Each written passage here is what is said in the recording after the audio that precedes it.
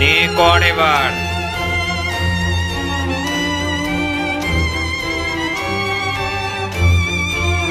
সেই অঙ্কুশ, তুই কি লজ্জায় পরীক্ষা দিচ্ছিস রে? প্রতি বছর তো ফেল করিস, তাহলে এই লজ্জায় ফের পরীক্ষা দিয়ে এসেছিস কেন?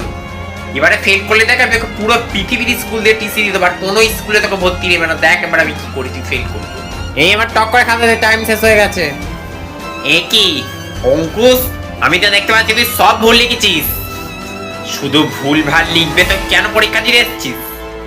লজ্জাও করে না পরীক্ষা দিতে। এক ক্লাসে 100 বছর দিয়ে বসে আছিস। হ্যাঁ, তাড়াতাড়ি বেরো এখান দিয়ে।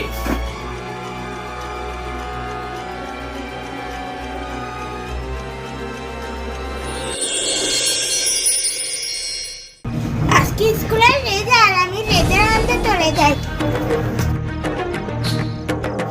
সবার রেজাল্ট কিন্তু আমার হাতে চলে এসেছে। আমিও জানিনি যে কে কি পেয়েছে, কারণ বোর্ড থেকে কোয়েশ্চেন হয়েছিল আর ওখান দিয়ে রেজাল্টটা দেখানো হয়েছে।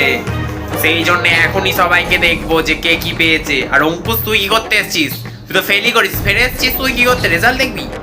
তোকে রেজাল্ট দেখতে হবে। চুপচাপ বস, সবার রেজাল্ট গুলো দেখ।